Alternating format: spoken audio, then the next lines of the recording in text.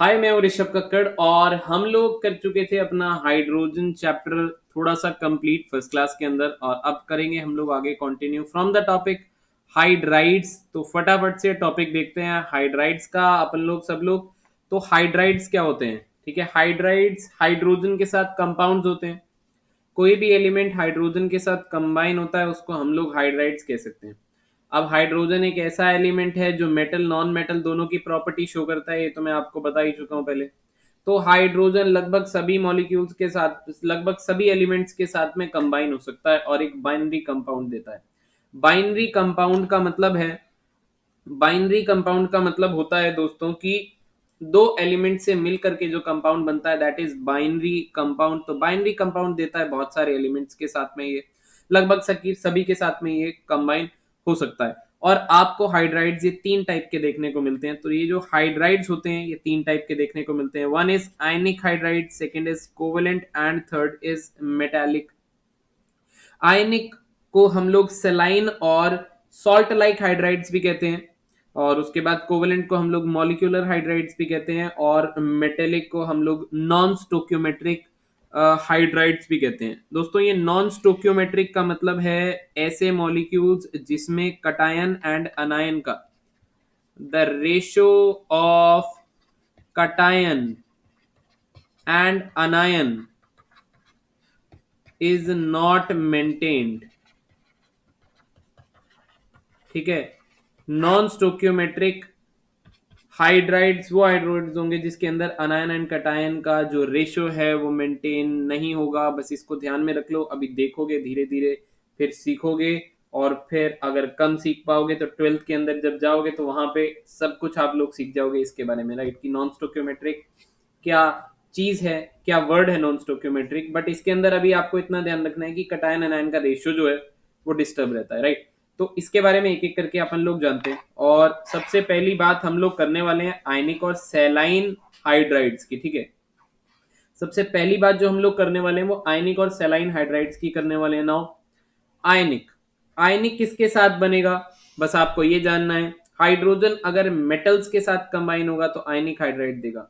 अब मेटल्स के अंदर एल्कली मेटल्स भी हो सकते हैं और एल्कलाइन अर्थ मेटल्स भी हो सकते हैं, इस बात को आपको ध्यान रखना है। और इसके जो कंपाउंड्स हैं वो ये दे रखे हैं, बस आपको ये ध्यान रखना है, आपको ये ध्यान रखना है कि ये जो BeH2 है, ये जो MgH2 है, ये जो है वो हाइड्राइड्स बहुत ज्यादा आयनिक नहीं है, ये थोड़ा कोवेलेंट की साइड पे जाएंगे। और आयनिक की अगर मैं बात करूंगा, बाकी के नीचे हुए बचे हुए हाइड्राइड वो आयनिक कहलाएंगे।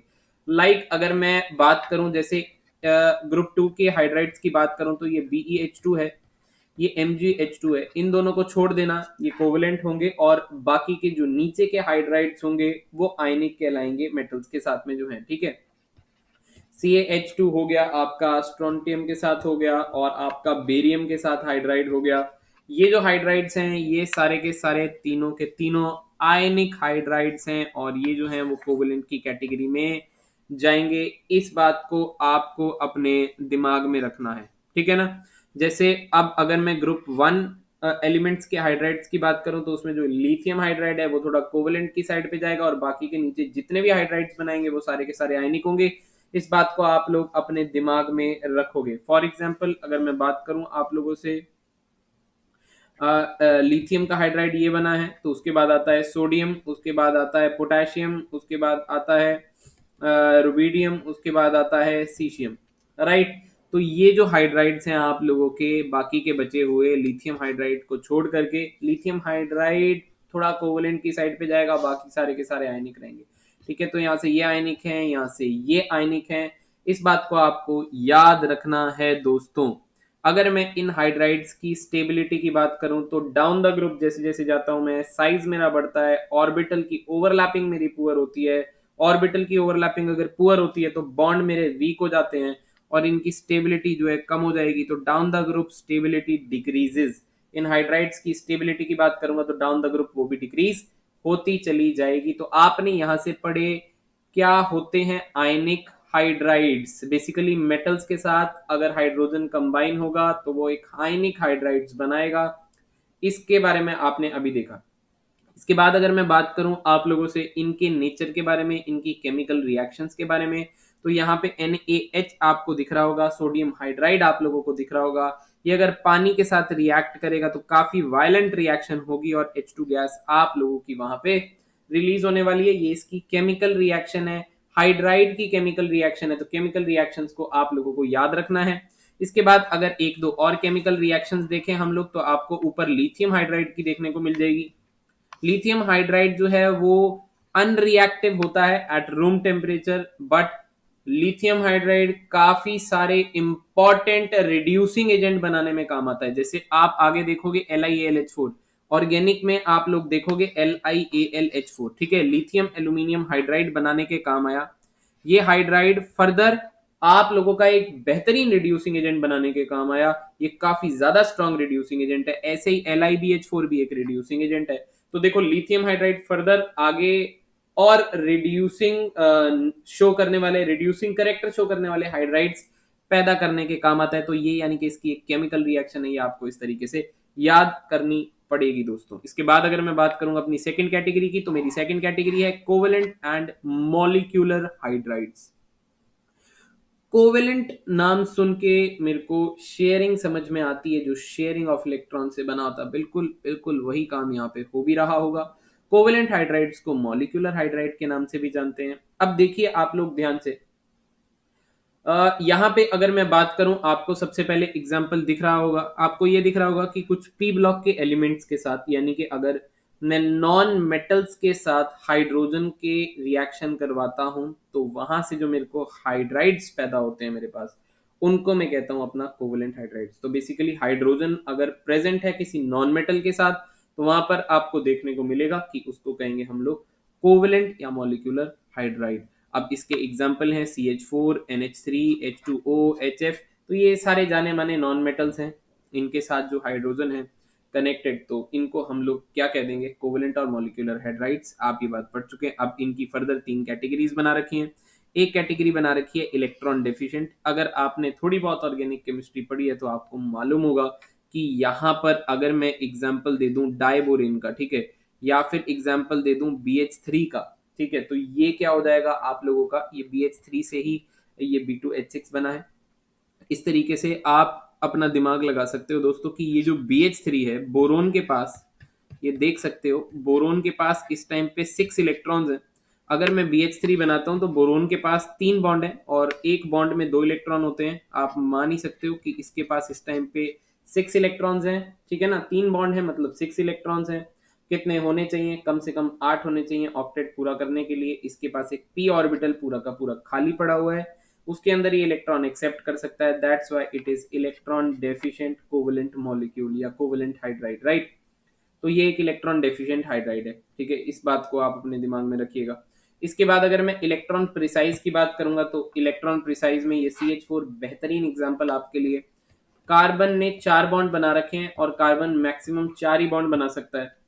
4 बॉन्ड है इसके पास, तो इसका ऑक्टेट कंप्लीट है विद 8 इलेक्ट्रॉन्स। तो इसको हम लोग कहेंगे इलेक्ट्रॉन प्रिसाइज हैगा। ये इलेक्ट्रॉन प्रिसाइज है, इसमें ना कमी है ना इस पे एक्सेस में ओवरफ्लो हो रहा है। ये इलेक्ट्रॉन प्रिसाइज मॉलिक्यूलर हाइड्राइड है। इसके बाद अगर मैं एग्जांपल दूं इलेक्ट्रॉन रिच का, तो इलेक्ट्रॉन रिच के अंदर वो सभी स्पीशीज आ जाएंगी जिन पे इलेक्ट्रॉन भर भर के होते हैं। कभी लोन पेयर की फॉर्म में हो सकता है, कभी नेगेटिव चार्ज की फॉर्म में हो सकता है, फॉर्म्स चेंज हो सकती हैं। बट दोस्तों आप लोग इसका एग्जाम्पल अगर जानना चाहते हैं तो NH3, नाइट्रोजन पर एक लोन पेयर है और 3 हमारे पास बॉन्ड पेयर है।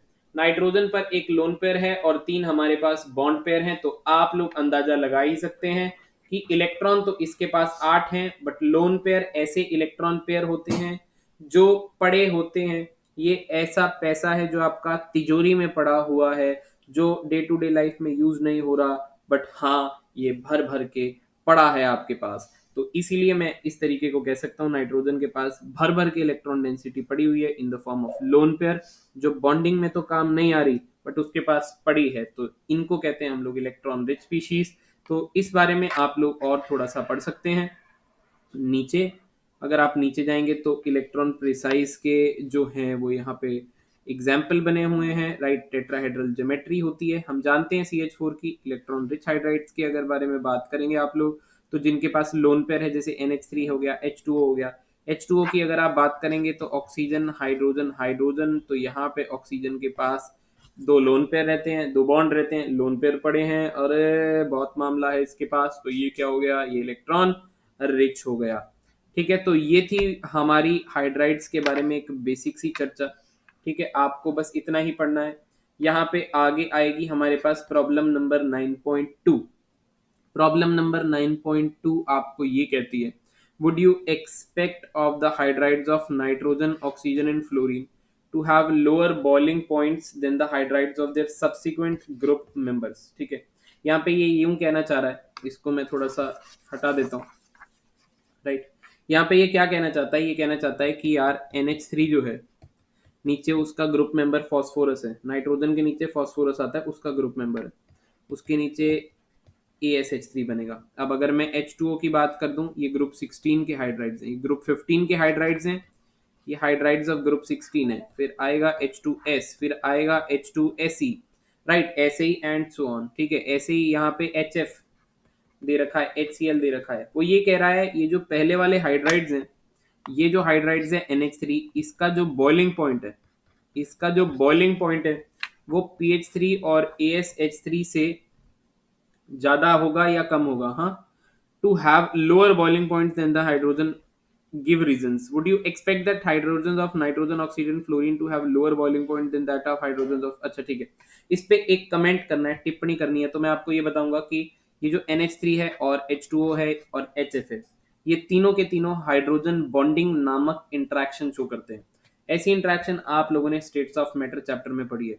अगर मैं H2O की बात करूं, यानी कि पानी की बात करूं, और ये लिक्विड स्टेट में है अगर, तो ये किस टाइप से हाइड्रोजन बॉन्डिंग शो करता है मैं आपको दिखा देता हूं। एक वाटर का मॉलिक्यूल दूसरे वाटर के मॉलिक्यूल से इंटरेक्शन शो करता है, और ये जो इंटरेक्शन का नाम होता है, इसको कहते हैं हाइड्रोजन बॉन्डिंग। ये स्ट्रॉन्गेस्ट टाइप ऑफ इंटरेक्शन है, ये है हाइड्रोजन बॉन्डिंग होती हुई। ये डॉट डॉट डॉट डॉट, ये एक दूसरे को बुला रहे हैं। अब ये एक दूसरे को क्यों बुला रहे हैं, ये समझने वाली बात है। ऑक्सीजन क्योंकि एक सेकंड मोस्ट इलेक्ट्रोनेगेटिव एलिमेंट है पीरियोडिक टेबल का, तो इस पे पार्शियल नेगेटिव चार्ज आएगा।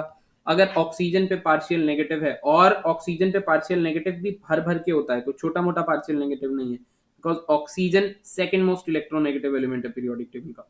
तो हाइड्रोजन पर जो पॉजिटिव चार्ज आएगा वो भी भर भर के आएगा, और यहाँ वाला नेगेटिव, यहाँ वाला पॉजिटिव। अब ये वाला पॉजिटिव और ये वाला नेगेटिव आपस में क्या करेंगे, ये आपस में गुलू गुलू करेंगे, इंटरैक्शन करेंगे, और इनकी इंटरैक्शन को आप लोग हाइड्रोजन बॉन्डिंग कहते हो। ठीक है, क्यों ये इंटरैक्शन पैदा हुई, क्योंकि क्योंकि ऑक्सीजन काफी ज्यादा इलेक्ट्रोनेगेटिव एलिमेंट था, और हाइड्रोजन से इलेक्ट्रॉन डेंसिटी वो खींच रहा था। ठीक है, तो जो हाईली इलेक्ट्रोनेगेटिव एलिमेंट्स होते हैं, वही केवल और केवल हाइड्रोजन बॉन्डिंग शो कर सकते हैं।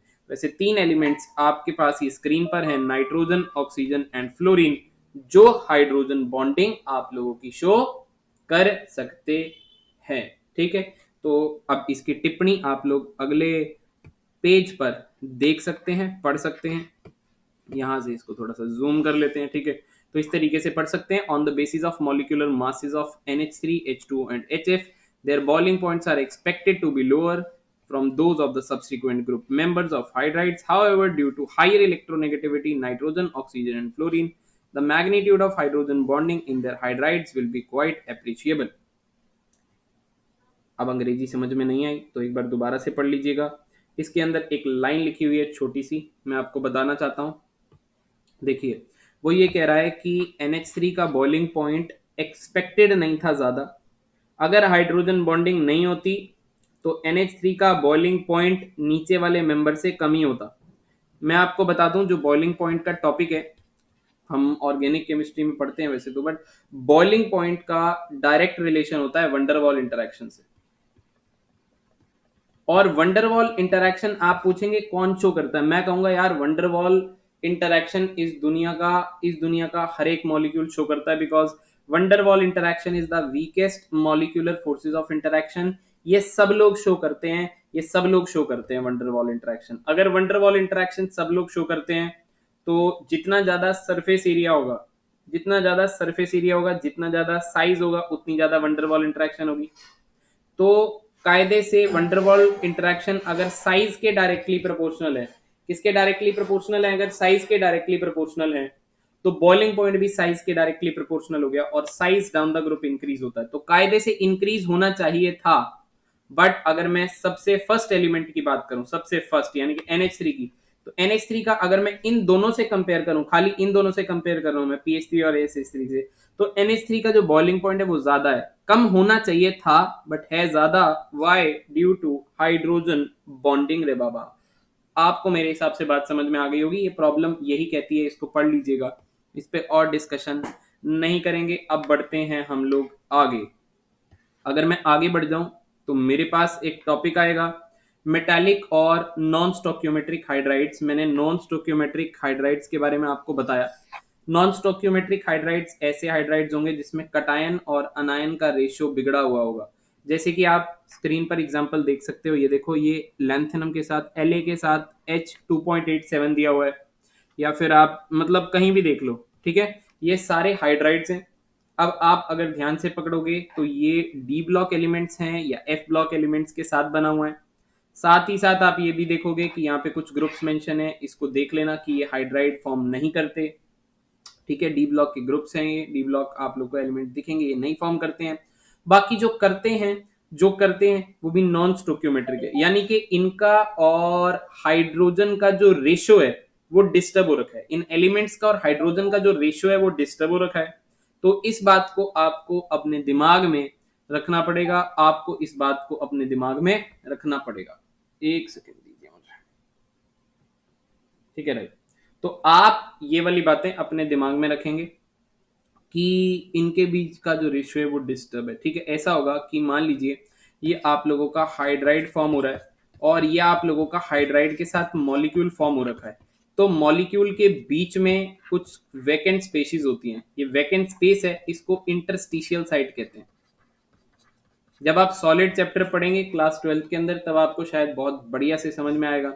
ये होती हैं इंटरस्टिशियल साइट्स। इन इंटरस्टिशियल साइट्स में कई बार हाइड्रोजन ट्रैप हो जाता है और ओरिजिनल मॉलिक्यूल में जा नहीं पाता, मतलब जो खाली स्पेस बीच में बची हुई है उसमें ट्रैप हो गया, जिस वजह से उसका जो रेशियो है वो डिस्टर्ब हो जाता है, वो डिस्टर्ब हो जाता है। साथ ही साथ में ये जो हाइड्राइड्स आपको बने दिख रहे हैं, इन हाइड्राइड्स की कुछ खास प्रॉपर्टी होती नहीं है। जो एलिमेंट की प्रॉपर्टी है वही इन हाइड्राइड की प्रॉपर्टी रहती है अक्सर। तो बस ये ऐसे बस जानकारी वाली बात है, कुछ काम की बात तो है नहीं। तो हाइड्राइड्स और नॉन स्टोक्योमेट्रिक हाइड्राइड्स के आप लोग एक दो एग्जांपल याद रखिएगा कि आपको पहचान में आ जाए कि अच्छा यार ये तो इस टाइप के हाइड्राइड हैं, हाँ हमने कर रखे हैं। फर्दर साथ ही साथ अगर और जानकारी लेंगे तो जब हम लोग बात करते हैं ऑर्गेनिक केमिस्ट्री में तो हम लोग ऐसे करते हैं कि H2 के साथ Pt या प्लेटिनम डालते हैं, ठीक है। हम कहते हैं ये कैटलिस्ट का काम करता है। तो ये जो मेटल है, ये जो एलिमेंट है, ये एलिमेंट हाइड्रोजन को सरफेस प्रोवाइड करता है और इस सरफेस पर हाइड्रोजन ट्रैप हो जाता है। इस सरफेस पर, इस प्लेटिनम के सरफेस पर हाइड्रोजन आकर के ट्रैप हो जाएगा और एक इंटरस्टिशियल कंपाउंड सा बनाएगा। अब दूसरा एलिमेंट जिसके साथ H2 को रिएक्ट करवाना था वो भी इसके सरफेस पर आएगा और इसके सरफेस पर उसको हाइड्रोजन ट्रैप मिलेगा, तो आसानी से हाइड्रोजन के साथ वो इंटरैक्ट हो जाएगा। अगर प्लेटिनम नहीं होता तो कुछ सरफेस नहीं होता, कुछ मीडियम नहीं होता, H2 को इधर दूसरे एलिमेंट के साथ में रिएक्ट करना पड़ता, मॉलिक्यूल के साथ में रिएक्ट करना पड़ता, तो बहुत टाइम लग जाता है इनको रिएक्ट करने में। तो platinum as a surface provider है, तो वही बात यहाँ पे बता रखी है। देख लीजिएगा आप लोग, ठीक है। यहाँ पे यही बात इन्होंने कर रखी है, ठीक है। Can accommodate very large volume of hydrogen therefore can be used in storage media, ठीक है। मतलब हाइड्रोजन को स्टोर करने के जो है ये काम आ सकता है, हाइड्रोजन को स्टोर करने के काम ये आ सकता है। इस बात को आप लोग याद रखेंगे, ठीक है। अब बढ़ते हैं हम लोग आगे, और देखिए यहाँ पे अब बारी आती है वाटर की, ठीक है। अब बारी आती है हमारी वाटर की। तो अगर मैं वाटर की बात करूं दोस्तों, अगर मैं वाटर की बात करूं, ठीक है, एक काम करते हैं, आज की क्लास में हम लोग इतना ही डिस्कशन करते हैं। वाटर की बात करेंगे हम लोग नेक्स्ट क्लास के अंदर। तो आज की क्लास में इतना ही। वाटर की वीडियो बनाएंगे हम लोग नेक्स्ट, क्योंकि वीडियो थोड़ी सी लंबी खिंच गई है। आप इतना ही याद करिए। फिर मिलते हैं आपसे नेक्स्ट वीडियो में। Bye bye, take care, see you soon. Video को लाइक जरूर कर देना जाते जाते। Take care.